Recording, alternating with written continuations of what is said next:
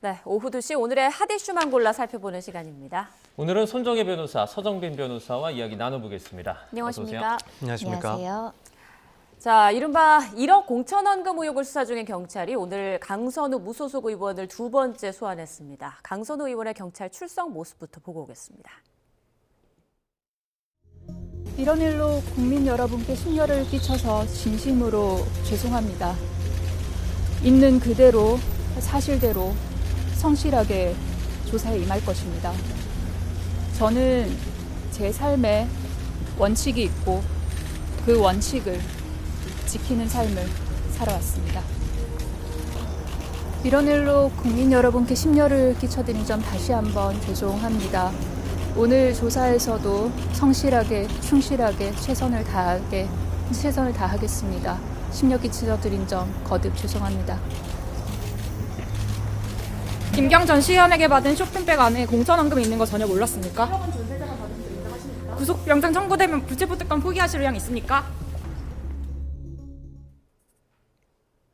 네, 같은 옷, 같은 헤어스타일로 오늘 출석한 강선우 의원 모습 보셨는데 2주 전 1차 조사 때보다 오늘 표정이 조금 더 어두워 보이는 것 같기도 하고요. 출석 모습 어떻게 보셨습니까? 그렇습니다. 어두울 수밖에 없는 것이 종전에는 돈을 받았습니까가 기자들의 질문이었으면 이제는 구속영장 청구에 대해서 직접적으로 묻고 있는 만큼 상당한 증거가 확보됐을 뿐만 아니라 강선우 의원과 지근거리에 있었던 남 전 국장마저 강선우 의원이 돈을 받았다. 그리고 그 사용처에 대해서도 구체적으로 반복적 진술이 나오고 있는 만큼 강선우 의원 스스로 구속영장, 신병 확보까지 이루어질 수 있다라는 위기감이 상당 부분 있었던 것으로 보이고 특히 그동안 경찰 조사 과정에서 굉장히 압박적인 질문을 받았을 가능성이 매우 높기 때문에 현재 구속의 어떤 길로에서 어두운 표정이 나올 수밖에 없는 사정이 있지 않을까 합니다. 네, 김경전 시의원과 그 남 전 사무국장 같은 경우에는 강선우 의원이 그러니까 금품을 인지하고 있었다라고 지금 반박을 한 것으로 전해지고 있거든요.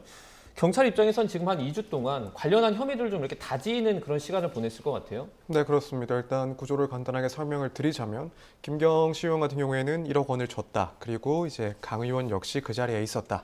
이렇게 준수를 하고 있습니다. 그리고 남 전 사무국장 역시도 당시에 이 돈을 받은 사실이 이제 강선우 의원이 돈을 받았으면 알았을 것이다. 자신은 몰랐지만 강 의원은 알았을 수 있다라고 취지의 진술을 했던 것으로 보입니다. 반면에 강선우 의원 같은 경우에는 안에 이 쇼핑백 안에 현금이 있는 줄을 몰랐다. 나중에서야 알게 됐고 돌려줬다라는 취지로 주장을 하고 있는 상황이기 때문에 지금 이 핵심 당사자들의 진술이 모두 불일치를 하고 있는 특히 이제 강선우 의원과 다른 두 사람의 진술은 정면으로 이제 배치가 되고 있는 그런 상황입니다. 그러다 보니까 결국 경찰 입장에서는 무엇보다도 객관적인 물증보다도 이런 진술이 중요한 이 사건에 있어서는 그간 이 진술들의 신빙성을 따져보고 또 이제 김경 시의원이라든가 혹은 남 전 보좌관의 그런 추가적인 소환을 통해서 그 진술을 조금씩 더 다져가는 시간이었다라고 보여집니다. 네. 특히나 이제 이 사건의 중대성을 고려했을 때 결국 경찰 입장에서는 혐의를 어떻게든 조금 더 명확하게 밝혀내야 된다라고 판단을 했을 것이고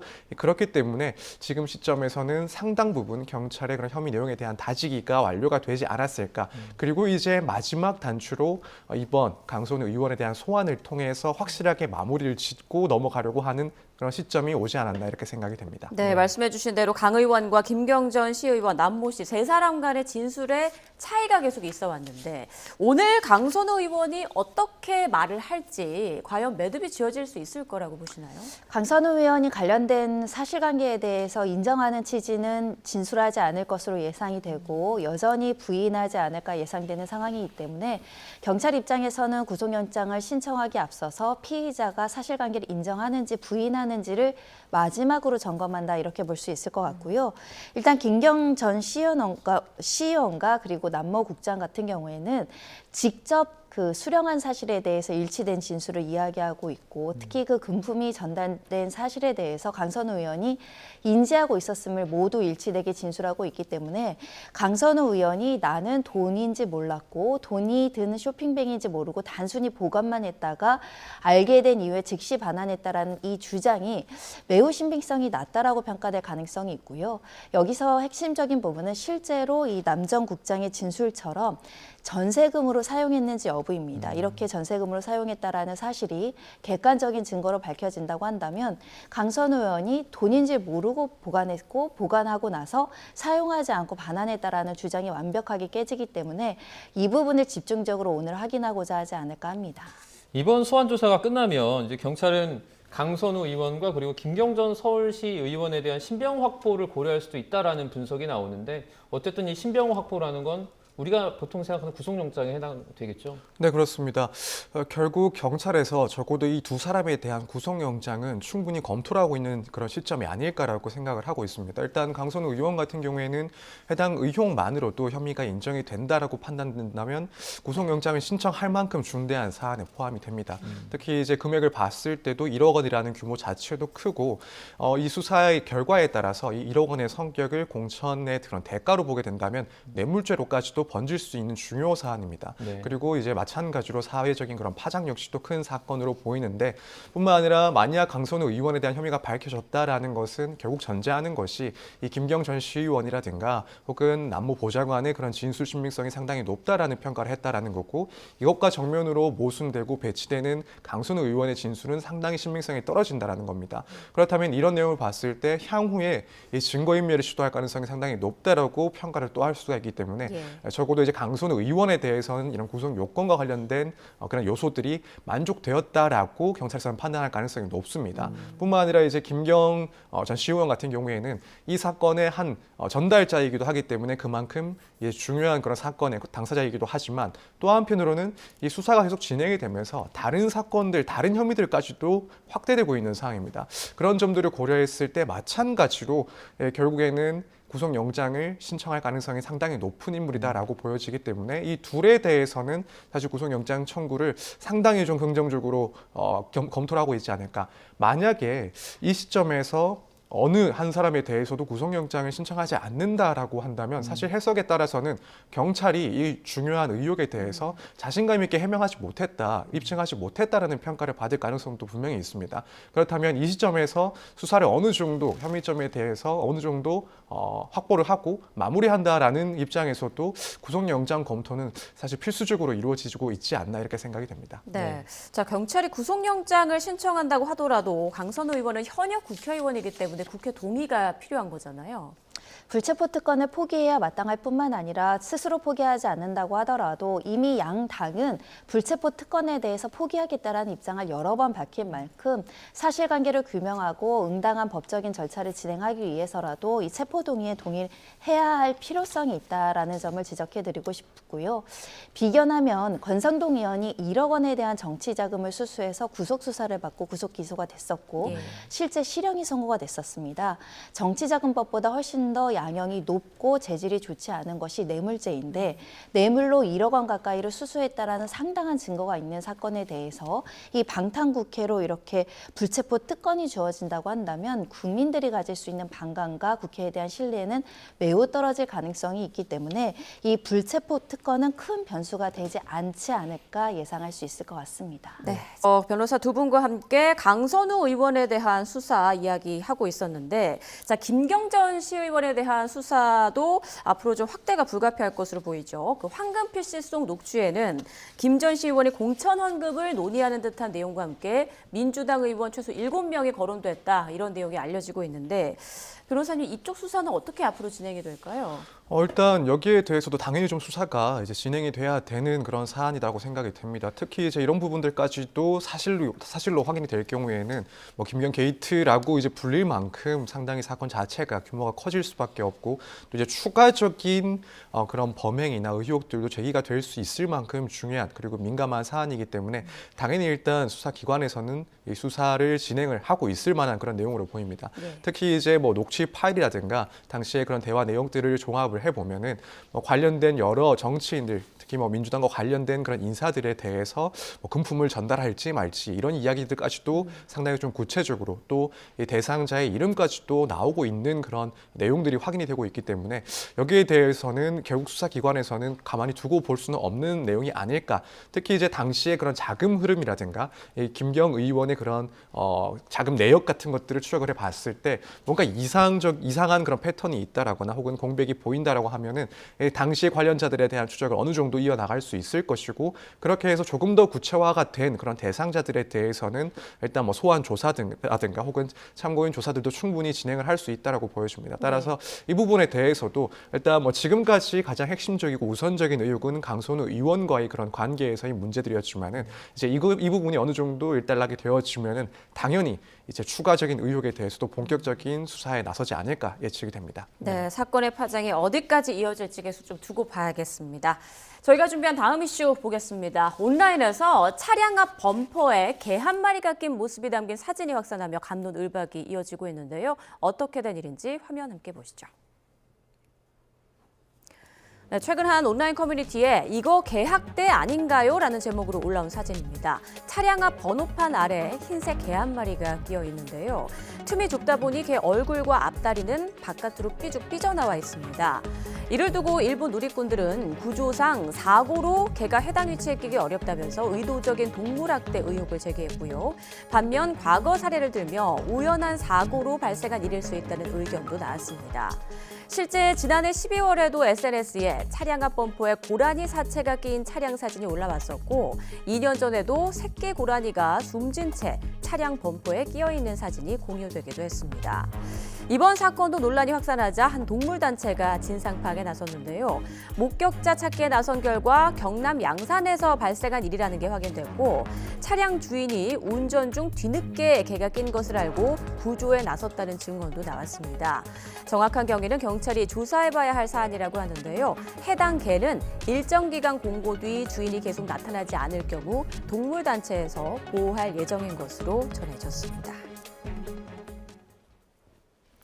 자, 보신 것처럼 이 사진을 보고 학대냐 아니냐 여러 가지 갑론을박이 있었는데 일단 경남 양산에서 벌어진 일이다. 이 부분은 확인이 됐어요. 그렇습니다. 이 개는 구조돼서 보호소에서 지금 안전하게 관리되어 있다라고 하는데요.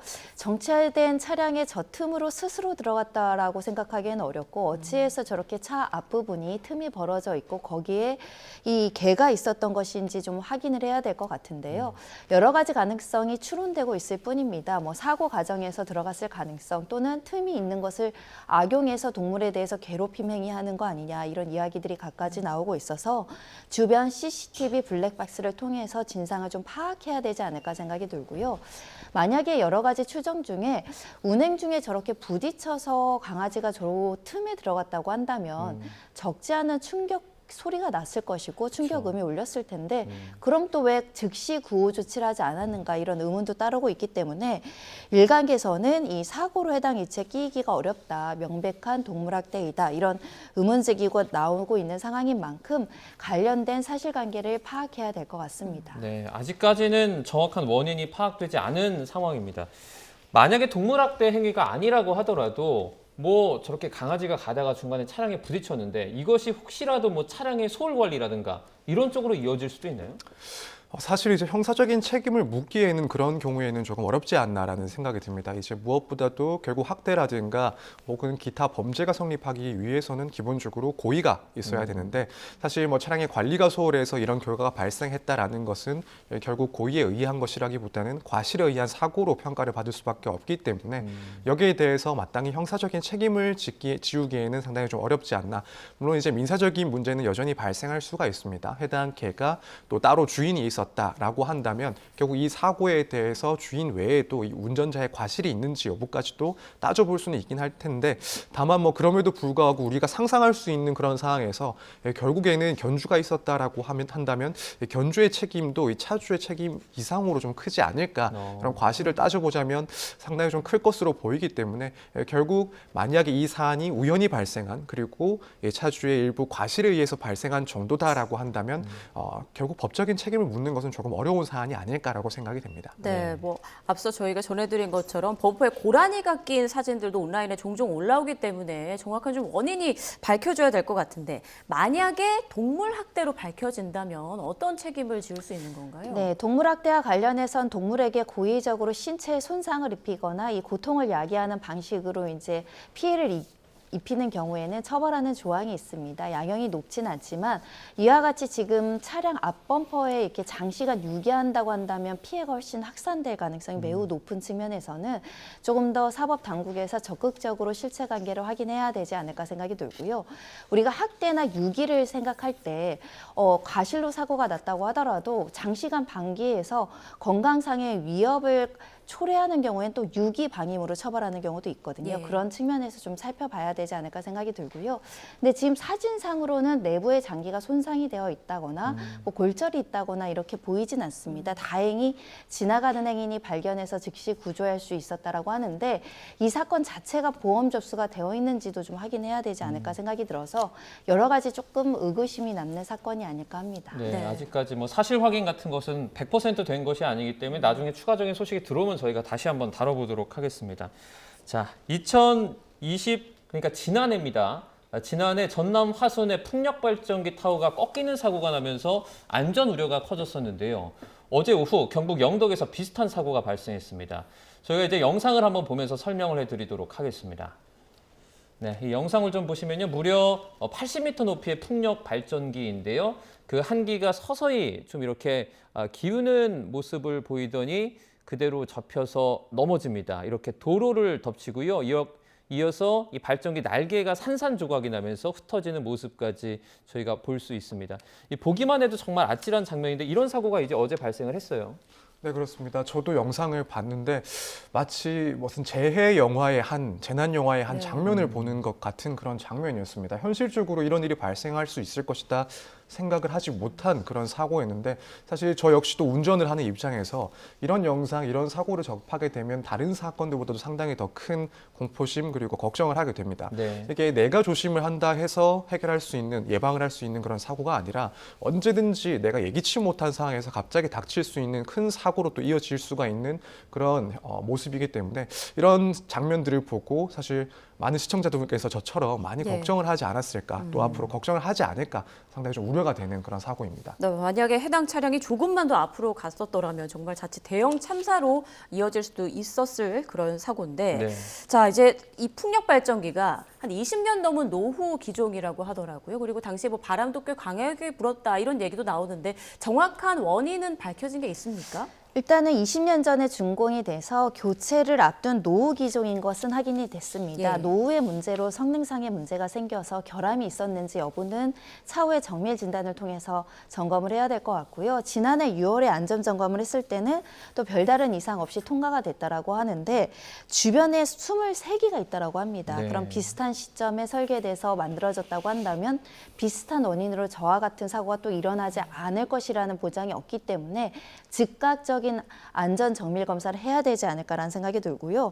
그 당시 순간 최대 풍속은 강풍 수준이 아니고 일반적으로 강풍인 경우에 이 풍력 발전기를 중지해야 되는 권고 기준이 있는데 그에 미치지 않았다는 겁니다. 예. 그러니까 원인 중에 바람은 원인이 아니고 오히려 이 설계나 어떻게 보면 내구 연한이 너무 진함으로 인해서 안전성이 조금 떨어진 상태가 아닐까 생각이 들고요. 이 풍력 발전기 말고도 전국에 굉장히 많은 풍력 발전기가 있죠. 네. 전국적으로 혹여라도 오래된 기종 같은 경우는 저와 같이 완전히 부식되거나 쓰러질 염려가 없는지 확인해야 되지 않을까 생각이 들고요.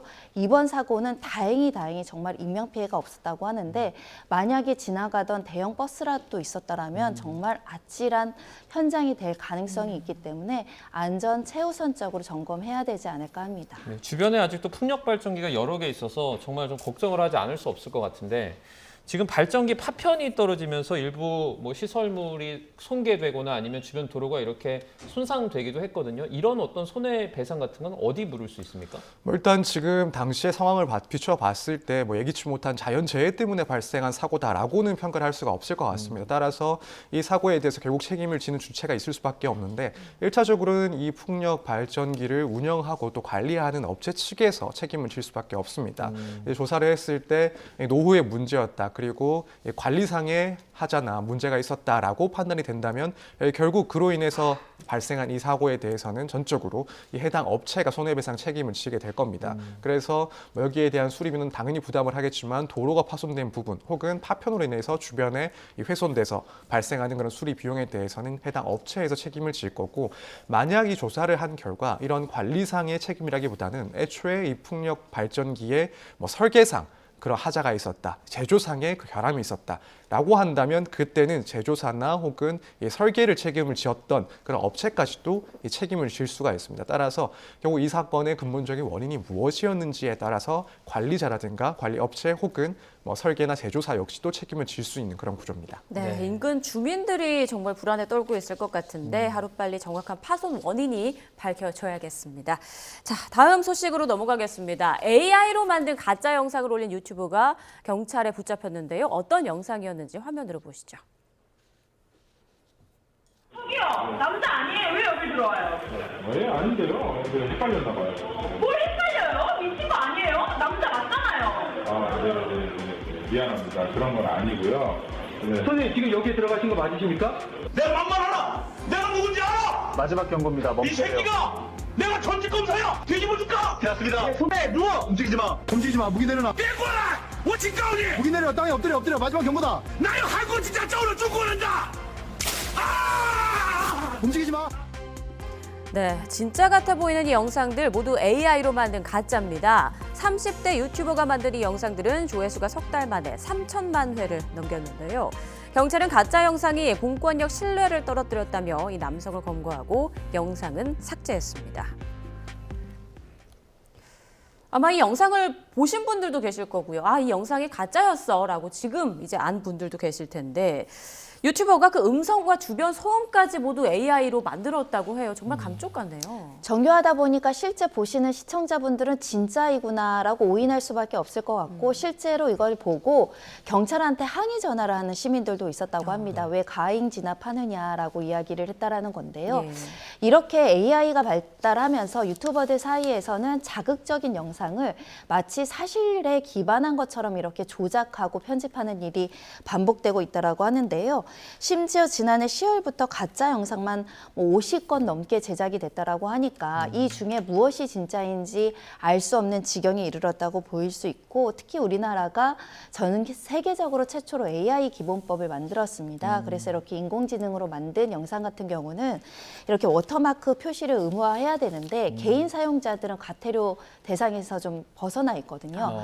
그러다 보니까 실제 인공지능인 걸 표시해줘야 이걸 보는 영상 구독자들도 아, 이건 가짜구나 알 수 있을 텐데, 구독자들도 속고 경찰은 또 느닷없이 허위 영상으로 공무집행 방해나 여러 가지 허위 제보를 받다 보니까 이 자체도 대책을 빨리 마련해야 되지 않을까 합니다. 네, 그 개인도 좀 포함을 시켜야겠네요. 이런 법안에. 일단 기업 그리고 이런 어플이나 이런 것들은 다 포함이 되어 있는데, 이렇게 유튜브로서 이걸 업으로 하는 사람이 아니라 개인 이용자가 만들어서 올린 것까지는 지금 과태료 대상에서 벗어나 있는데, 네. 이 또한 어떻게 보면 정확한 정보를 취득해야 되고, 특히 허위 영상으로 명예훼손이라든가 업무방해가 있을 여지가 있기 때문에 대책도 마련해야 되지 않을까 합니다. 네, 자, 그런데 이거 알고 보니까 가짜 보디캠 영상이 유포뿐만 아니라 AI로 음란물을 제작하거나 또 무허가 사설 선물 거래소 운영 조직의 모집책으로 활동했던 혐의도 드러났다 그래요. 그러니까 뭐 범죄가 꼬리에 꼬리를 무는 것 같아요. 네, 그렇습니다. 그래서 사실 이 영상들만 보더라도 이 혐의자는 상당히 AI 기술을 잘 활용을 하는 그런 인물이다. 이걸 통해서 수익을 얻으려 했다라는 것을 당연히 생각해 볼 수가 있는데, 그것뿐만 아니라 이런 영상을 올리는 것뿐만 아니라 자기가 가지고 있는 그런 능력을 이용해서 추가적인 다른 범죄들까지도 저질렀던 것으로 확인이 되고 있습니다. 말씀하신 것처럼 AI로 음란물을 제작을 해서 이것을 이제 사람들에게 보도록 한다든가, 혹은 나아가서는 무허가 사설 선물 거래소 운영 조직의 모집책으로 활동을 했다라는데, 아마 그 활동 방식도 이번 이 영상들과 마찬가지로 뭐 AI를 이용한 그런 홍보물이라든가 혹은 영상들을 게재를 하고 이걸 보고 이제 사람들이 이 업체를 찾는 그런 방식의 홍보를 진행한 것이 아닌가라는 생각이 듭니다. 그래서 이 내용들 추가적인 수사가 더 돼야 되긴 하겠지만은 현 시점에 있어서 이런 AI를 이용해서 이게 범죄에 악용될 경우에는 또 얼마나 파급력이 크고 또 얼마나 손쉽게 여러 범죄들의 진출의 그런 수단으로 이용될 수 있는지도 상당히 좀 보여주는 그런 단면이 아닐까 생각이 됩니다. 네, 저희 뉴스에서도 이제 참고 자료를 AI로 만들 경우에는 반드시 아래 AI로 제작한 영상입니다. 이렇게 띄우게 돼 있는데 네. 개인에게는 그게 적용이 안 되고 있다고 하니까 하루빨리 관련 법규가 좀 마련돼야 할 것 같다는 생각이 듭니다. 자, 저희가 준비한 마지막 이슈로 넘어가겠습니다. 최근 서울대에 합격한 이부진 호텔신라 사장의 장남이 후배들에게 서울대 합격 비법을 알려줬다고 하는데요. 화면으로 확인해 보시죠. 최근 미국 워싱턴 DC 한 미술관에서 열린 이건희 컬렉션 전시기념 갈라 행사. 삼성가가 총출동한 이 자리에 이부진 사장은 장남인 임군과 함께 모습을 드러냈는데요. 깔끔한 검은색 정장 코트 차림에 한 손에 어머니 가방을 들고 있는 모습에서 다정한 엄친아의 향기가 뿜어져 나옵니다.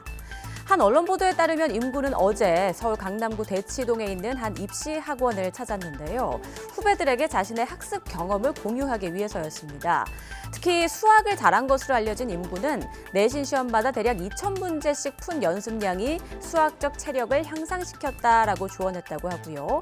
특히 이 대목도 주목을 받았습니다. 어려운 당부일 수 있지만 고등학교 3년간 스마트폰과 게임과의 단절을 적극 추천하고 싶다. 그러니까 공부에 방해되는 거라면 다른 것들은 거의 끈타시피 하라는 당부겠죠. 2026년 대학 수능에서 서울대 경제학부에 합격한 임군. 중고교 시절 내내 문과 계열에서 전교 최상위권 성적을 유지한 것으로 알려졌습니다. 자, 이부진 호텔신라 사장뿐만 아니라 아들도 연일 관심을 받고 있는데, 자, 서울대 합격 비법 3년간 스마트폰과 게임과의 단절, 이거 쉽지 않은 거잖아요. 특히 남성 청소년들 사이에서 게임을 안 한다는 것은 정말 놀라운 절제력을 보였다라고 이야기할 수밖에 없고요. 실제로 자신의 꿈을 이루기 위해서 이렇게 스마트폰이나 게임을 하지 않는다는 거 정말 박수받아 마땅할 일이 아닐까 생각이 들고요. 자신이 원하는 것을 위해서 최선을 다하고 방해되는 것은 절제할 수 있는 미덕을 이제 후배들에게 가르치는 모습도 굉장히 멋있고, 모든 전국의 학부모들은 참 부럽다, 기특하다, 예. 이렇게 지금 칭찬하고 있지 않을까 합니다. 네. 변호사님은 좀 어떻게 보셨어요? 지금 어떻게 보면 지금 이부진 신라 사장의 호텔 신라 사장의 아들 사례가 좀 많은 입시생들에게 도움이 될까요? 저는 사실 또 많은 입시생들을 좀 대변하고 싶은 게 네네. 그걸 몰라서 안 하는 건 아닐 텐데 예. 사실 쉽지 않은 건 분명한 것 같습니다. 네. 그래서 저도 과거에 이제 공부를 했던 때를 보면은 무언가 단절을 시도를 했지만은 결국 가장 먼저 단절하는 게 이제 책이나 공부와 먼저 단절이 되더라고요. 특히나 지금 같은 때에는 이런 스마트폰이나 혹은 태블릿 PC 등을 통해서 또 공부를 하는 그런 경우도 워낙 많기 때문에 이 딴짓을 하는 게 너무나도 더 쉽지 않나. 그래서 상당히 좀 정답이긴 하지만 어려운 그런 이야기인 것 같습니다. 그래서 많은 분들이 또 이걸 듣고 다시 한번 마음을 다잡고 공부를 하시면 일단 되지 않을까 생각이 듭니다. 네, 네. 서정비 변호사님, 입시생들에게 앞으로 인기가 더 높아질 것 같다는 생각이 드네요. 지금까지 손정혜 변호사, 서정빈 변호사와 이슈들 짚어봤습니다. 고맙습니다. 감사합니다.